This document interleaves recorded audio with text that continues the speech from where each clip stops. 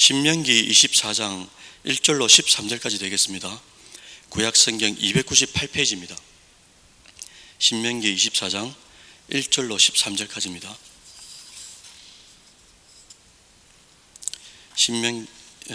구약성경 298페이지 신명기 24장 1절로 13절까지 1절부터 제가 읽어드리도록 하겠습니다.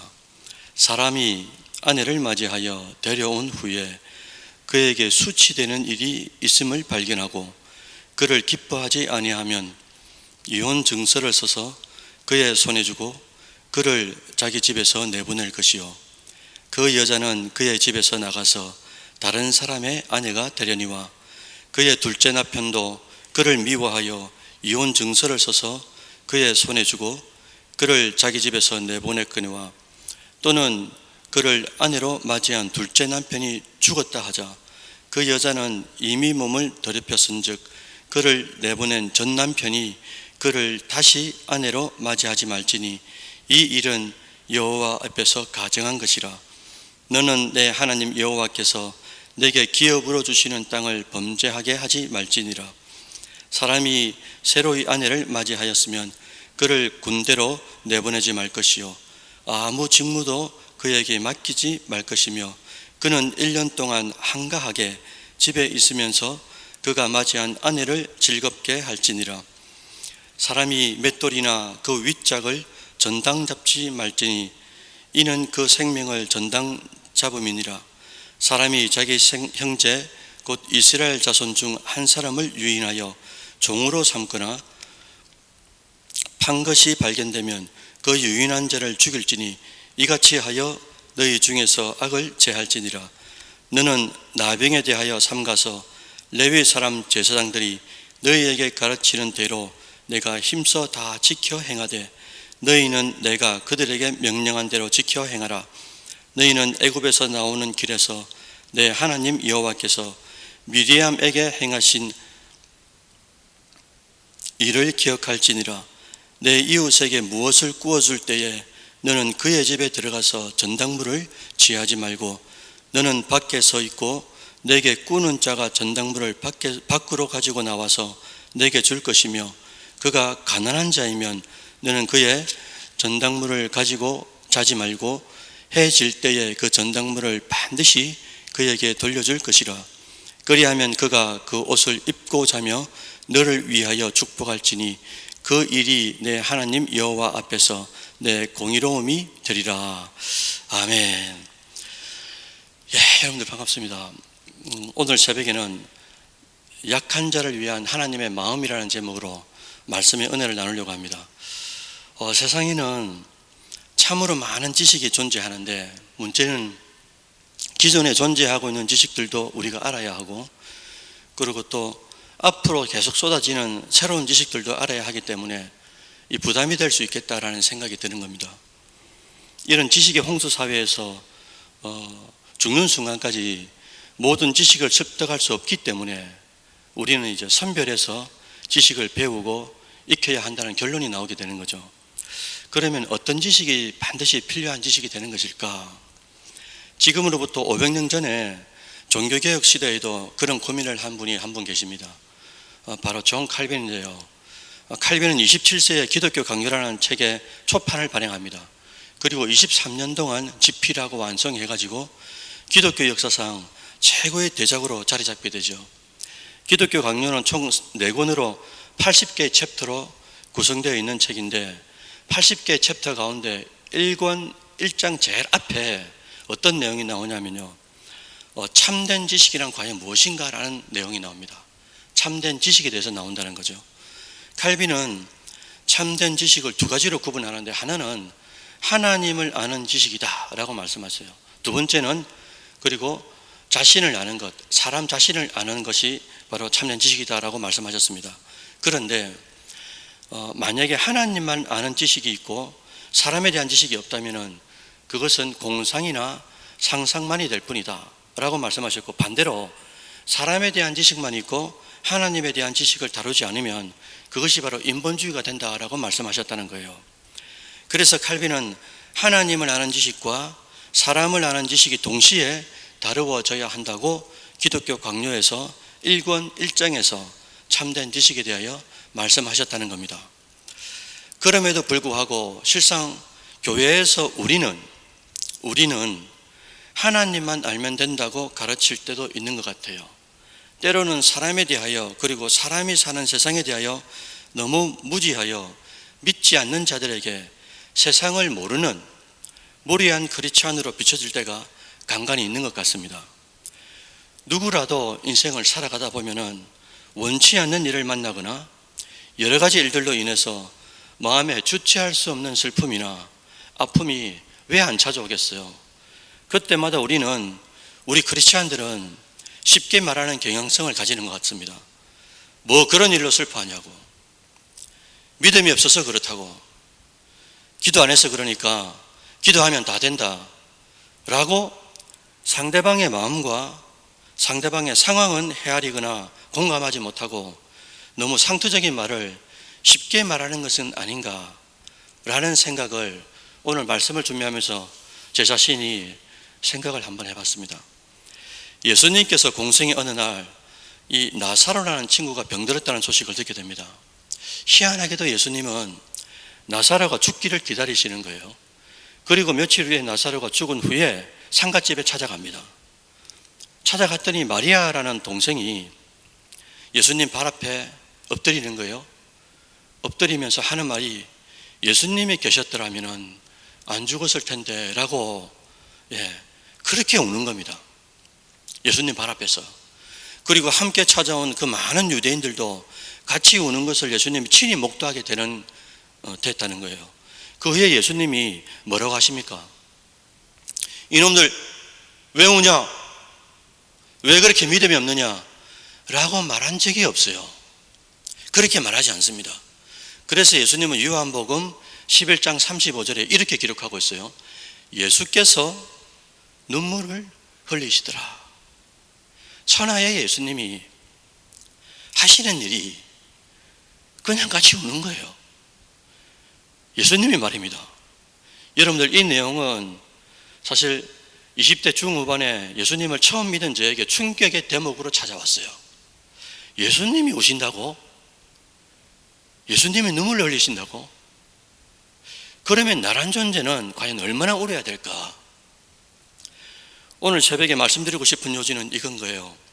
때로는 우리가 슬픔에 가득 찬 사람에 대하여 아무 말 없이 그 심령을 헤아리는 것, 하나님만 알면 된다라고 말하지 말고 하나님의 창조물인 사람도 좀 알아야 한다는 겁니다. 어떻게 하는 것이 참된 위로가 되고 어떻게 하는 것이 진정성 있는 공감이 되는지를 잘 알아야 한다는 거예요. 그렇다면 제일 먼저 우리는 조심해야 할 것이 있죠. 그게 뭐냐? 말이라는 거예요. 말. 왜 우냐고, 왜 믿음이 없냐고 말하기 전에 그 사람을 좀 이해하려고 하고 그럴 수밖에 없는 상황을 한 번쯤은 좀 물어보고, 왜 결석했냐고, 어디 아팠냐고, 그리고 공감하는 거. 이것이 바로 인간 이해를 위한 예수님의 태도셨고 그 태도를 우리도 배워야 한다는 거예요. 사실 우리 모두는 그런 은혜를 받았고 그런 은혜 때문에 지금 이 자리에 예배자로 주님 앞에 존재하는 것 아니겠습니까?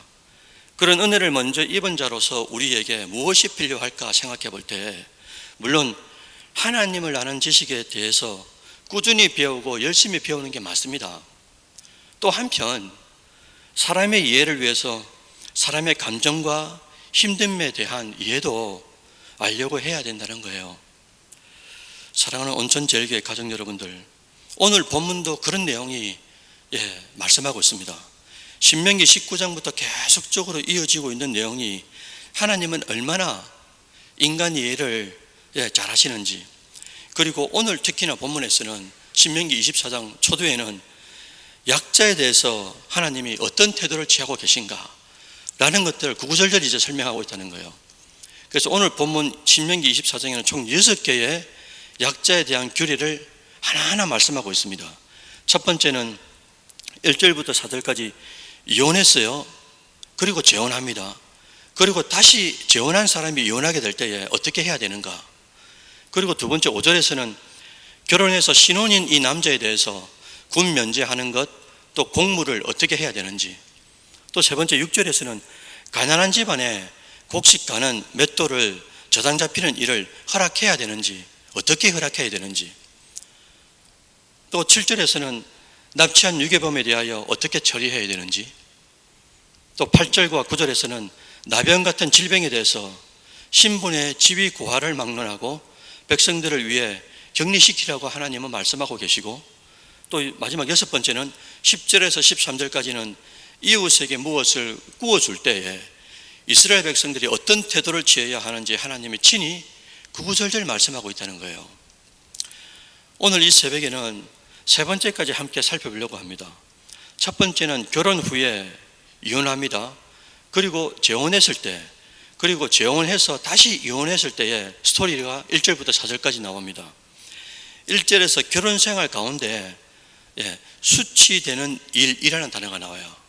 수치되는 일을 아내로부터 남편이 발견하게 되었을 때에 남편은 아내에게 이혼 증서를 주라고 말하는 겁니다. 이때 수치스러운 일이 뭘까? 제가 여러 주석을 찾아봤는데 정확한 설명이 없는 거예요. 간음한 여인이다, 음행한 일을 했다, 만약 그렇게 해석을 하게 되면은 사형해야 된다라고 신명기 22장 22절에 못 박아놨기 때문에 그건 아닌 것 같고, 아무튼 남편이 볼 때 객관성을 가진 수치스러운 일이 생겼을 그때 그 아내에게, 여성에게 이혼 증서를 줘라고 명령하고 있다는 겁니다. 이때 이혼 증서의 역할은 세 가지로 정리할 수가 있어요. 하나는, 첫 번째는 여성에게 재혼을 할 수 있는 법적 자유를 주는 거죠. 두 번째는 이스라엘 백성들이 경솔히 이혼하는 것을 막는 역할을 하게 되고, 세 번째는 연약한 아내를 함부로 버리는 일이 없도록 하나님께서 약자인 여성을 보호하기 위해서 규례를 만들었다는 겁니다.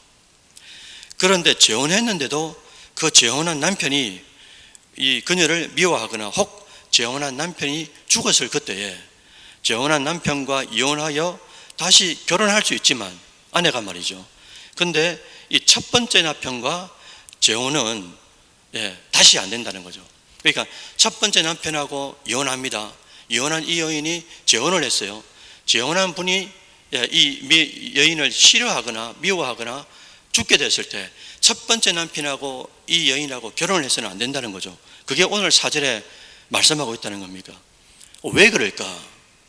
그것은 바로 이혼한 남자가 재혼을 했을 때 후처보다 전처가 더 낫다고 생각을 해서 다시 전처와 결합하는 이런 행위가 습관처럼 나쁜 습관을 만들어 가지고 올바른 성누리를 흐트린다든지, 또한 하나님의 백성다운 경건의 삶도 아니 되기 때문에, 그래서 하나님께서는 규례를 만들었다는 거죠. 그리고 5절에서는 갓 결혼한 남편에 대해서 군대 징집과 공무에서 1년간 면제를 주라라고 말씀하고 있습니다. 여기는 두 가지 이유가 있는데, 첫 번째는 결혼 후에 남편이 군대를 가버리면 결혼을 막 했는데 아내가 어떻게 되겠어요? 이게 어떻게 결혼 생활이 되겠습니까? 결혼하고 막 군대를 가버리면은 결혼 생활 자체가 무의미해지기 때문에, 그래서 하나님은 아내와 1년간 결혼 생활을 통해서 아내에게 행복을 주라는 거예요. 그리고 두 번째 이유는 1년간 대를 이룰 수 있는, 자녀를 출산할 수 있는 최소한의 기간, 그것을 1년으로 잡고 하나님께서 이 신혼부부에게, 특히나 이 남편에게 하나님의 긍휼을 베풀었다는 겁니다. 또한 6절에서는 맷돌이나 그 윗짝, 맷돌이 두 개로 이렇게 돌아가잖아요. 그래서 맷돌의 그 윗짝을 전당 잡지 말라고 독특한 표현을 하셨어요. 여러분 혹시 이렇게 맷돌을 돌리지 않습니까? 맷돌을 돌리면 이 손잡이를 뭐라고 하시는지 아시죠, 여러분들? 이 손잡이를 어처구니라고 하잖아요. 맷돌을 돌리려고 딱 보니까 맷돌에 이 손잡이가 없는 겁니다. 그때 우리가 뭐라고 표현하죠? 어처구니가 없다, 황당한 일을 말하는 거죠. 여러분 어처구니가 없으면, 이 맷돌에 손잡이가 없으면 맷돌을 돌릴 수도 없고 곡식을 갈아서 우리가 먹을 수도 없는 것처럼, 여러분 맷돌에 윗돌이 없는 거예요. 윗돌이 없는데 어떻게 곡식을 갈 수 있겠습니까? 이스라엘 백성들은 맷돌로 곡식을 갈아가지고 음식을 해먹었기 때문에 맷돌이나 윗짝을 저당 잡히게 되면 한 가정의 식생활을 빼앗는 잔혹한 일이 된다는 거예요. 이건 역시 가난한 사람들을 위한 엄격히 규제하신 하나님의 자비를 엿볼 수가 있다는 겁니다. 이렇듯 여성에 대해서, 때로는 가난한 사람들에 대해서 하나님은 규례를 만드시고, 그리고 하나님이 어떤 분이신지를 이제 발견하라고 말씀하셨고, 그리고 하나님의 백성들이 어떻게 일상 가운데서 사회생활을 해야 되는지, 가정생활을 해야 되는지 구체적으로 오늘 본문이 설명하고 있다는 거예요.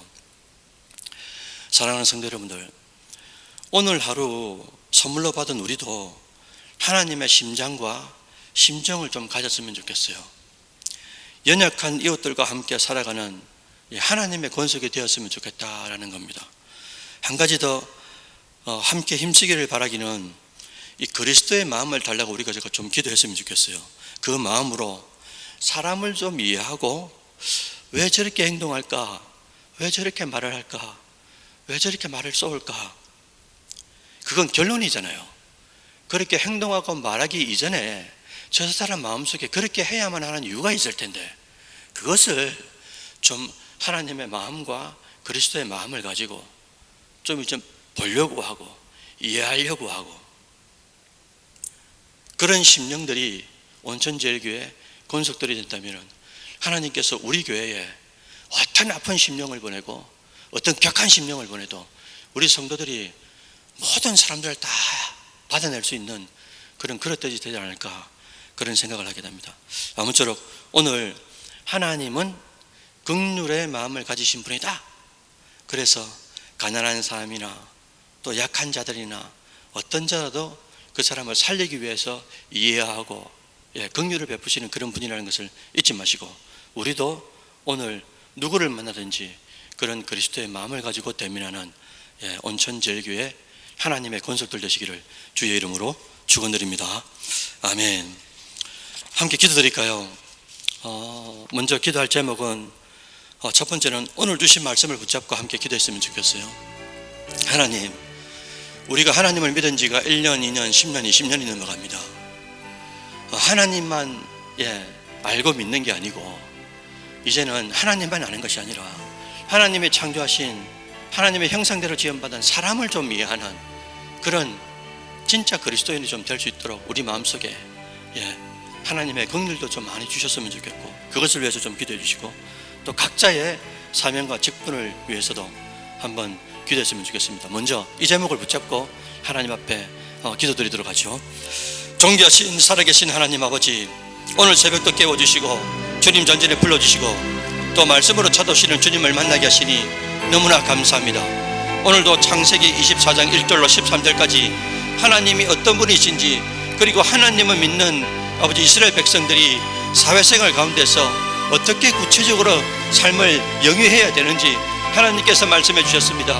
하나님을 안으로 하면서도 사람과의 대면 가운데서 사람을 너무 모르는 개정성을 가지기 때문에 하나님께서 각각의 대면하는 사람들마다 또 아버지 그 처지를 이해하고 또 아버지 자비와 긍휼을 베풀어서 어떻게 살아가야 되는지 다시 한번 깨닫게 해주셨는데, 살아계신 아버지, 동시대를 살아가는 저희들도 아버지, 또 땅 위에 아버지 발을 딛고 살아가는 저희들도 믿지 않는 사람이나 믿는 사람들을 다시 한번 더 헤아리고 다시 한번 더 그들의 마음을 헤아릴 수 있는 하나님의 긍휼과 자비가 있는 저희들 되어질 수 있도록 주님께서 함께하여 주시옵소서.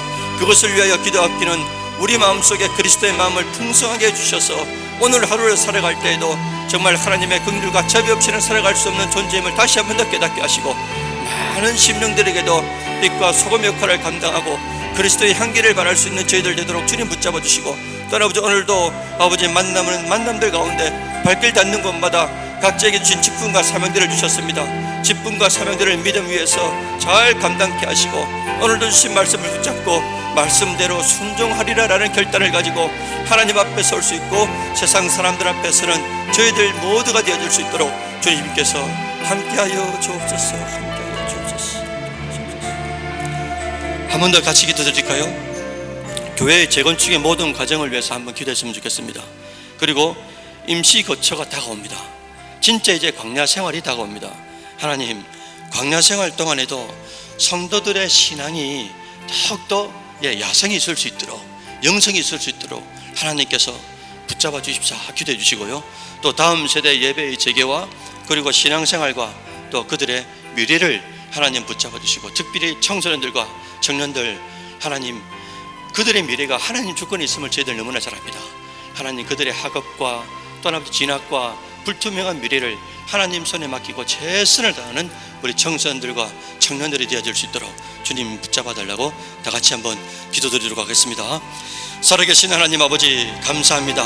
오늘 이 이른 시간에도 하나님 앞에 간구할 수 있다는 이 특권을 주시니 너무나 감사합니다. 교회 재건축의 문제 하나님께서 시작하셨으니 하나님께서 모든 과정들마다 은혜롭게 하시고 또 아버지 완공이 잘 되게 하시고, 되고 난 이후로도 아버지 이 지역사회에 아버지 또 우뚝 세워진 아버지 구원의 방주로서의 관리를 감당할 수 있는 온천 제일교회가 되어질 수 있도록 주님께서 붙들어 주셔야 됩니다.